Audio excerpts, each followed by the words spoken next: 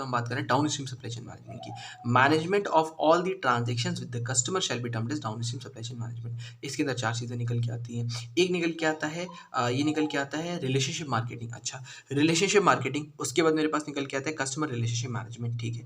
फिर मेरे पास निकल के आता है यूज़ ऑफ इन्फॉर्मेशन टेक्नोलॉजी, फिर मेरे पास आता है ब्रांड स्ट्रैटेजी। ये ईजी है, ठीक है, ये वाला है। सबसे पहले रिलेशनशिप मार्केटिंग का मतलब क्या होता है? तो उन्होंने कहा रिलेशनशिप मार्केटिंग का मतलब होता है कि हमें अपने प्रोडक्ट की क्वालिटी मेंटेन करनी है, हमें अपने कस्टमर्स को रिटेन करना है, हमें नए कस्टमर्स को भी क्रिएट करना है।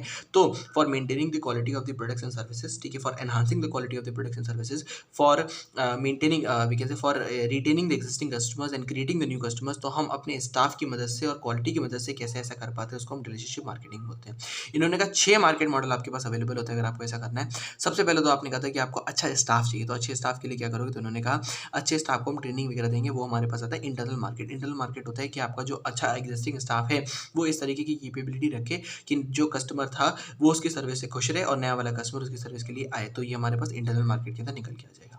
इंटरनल मार्केट के पास मेरे पास दूसरा पॉइंट निकल के आता है, वो निकल के आता है कि भैया ये जो आपने कहा था सप्लायर अच्छा होना चाहिए, या आपका जो एक तरीके से बंदा है जो सर्विस दे रहा है, जो एम्प्लॉई है जो अच्छी सर्विस दे रहा है, वो आपके पास होना चाहिए। अब फॉर एग्जाम्पल हम अच्छा इंजीनियर कहाँ से लेके आए जो अच्छा प्रोडक्ट या क्वालिटी का प्रोडक्ट बनाए? इन्होंने कहा इसके लिए आप रिक्रूटमेंट मार्केट का इस्तेमाल करते हो। रिक्रूटमेंट मार्केट का मतलब होता है focal point for relationship marketing, मतलब कि जो फर्म्स होती हैं, जो यूनिवर्सिटीज़ होती हैं, जो एजेंसीज होती हैं, रिक्रूटमेंट एजेंसीज, तो वो बंदा देंगे जो आपको चाहिए, एग्जैक्टली वही बंदा आपको प्रोवाइड किया जाएगा, वो रिक्रूटमेंट मार्केट के अंदर निकल के आता है। तो इससे हमने क्या किया, इंटरनल मार्केट से हमने उन बंदों को अपने पास रखा, रिक्रूटमेंट से हमने उन बंदों को अपने पास बुला लिया था। डन।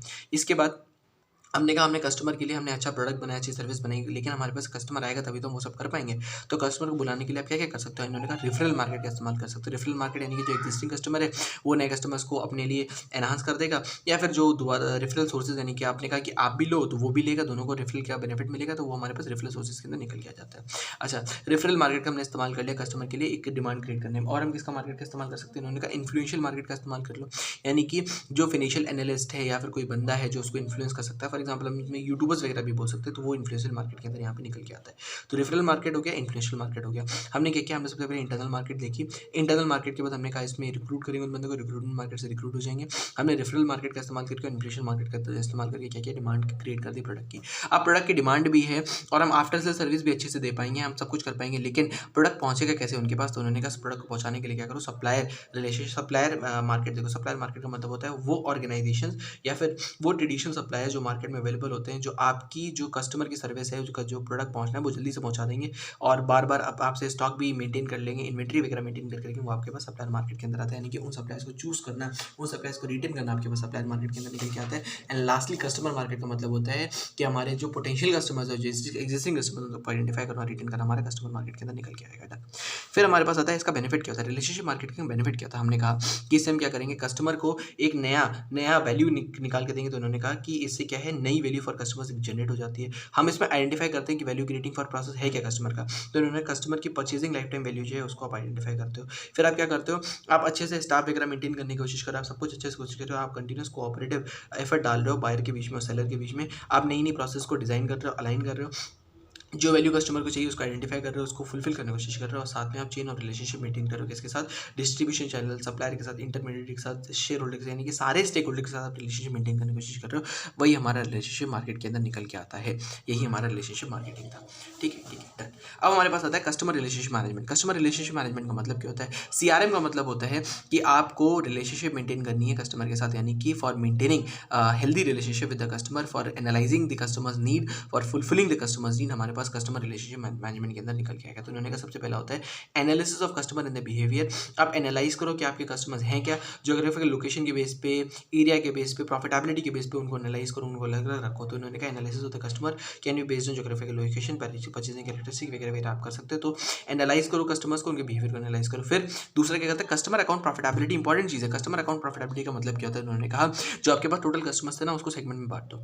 ठीक है, सबसे पहले कस्टमर्स को हमने सेगमेंट में बांट दिया। सेगमेंट में बांटने के बाद हर सेगमेंट से कितना रेवेन्यू आ रहा है वो हमने देखा। हर सेगमेंट का रेवेन्यू देखने के बाद हर सेगमेंट में कितने का खर्चा हो रहा है वो हमने देखा।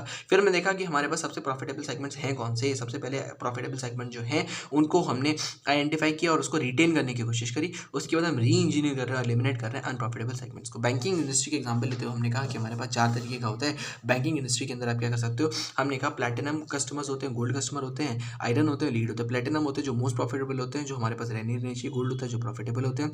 आयरन का मतलब होता है जो अभी भाई लो प्रॉफिट है लेकिन डिजायरेबल है क्योंकि ये प्रॉफिट आगे जाके कमा के देंगे। लीड का मतलब होता है कि नहीं भी होंगे तो भी चल जाएगा, कोई टेंशन नहीं है हमें।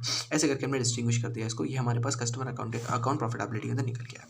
फिर आपके पास होता है customer life time value. Customer life time value का मतलब होता है कि present value of net profit that we can drive from customer over entire life time of relationship with a particular customer. यानी कि पूरे लाइफ टाइम अगर हम उसको रिटेन करेंगे, हम किससे कितने का बेनिफिट उससे ले सकते हैं, वो हमारा कस्टमर लाइफ टाइम वैल्यू आता है। दोबारा, customer life time value simply refers to the present value of all the net benefits that can be derived or the net benefit that can be obtained from the customer if we retain the customer over the lifetime. Okay, over the lifetime अगर हम relationship maintain करते हैं तो customer life time value हम उसी को कहते हैं।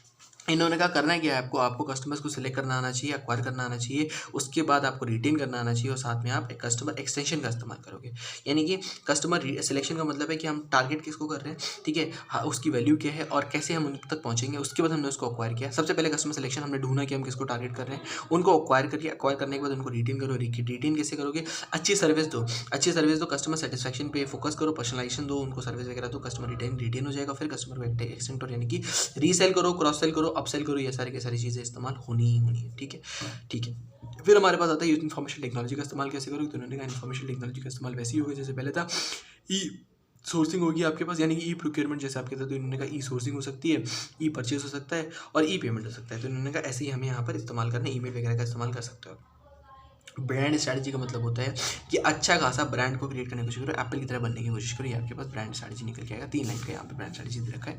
That's all which is done in customer relationship management.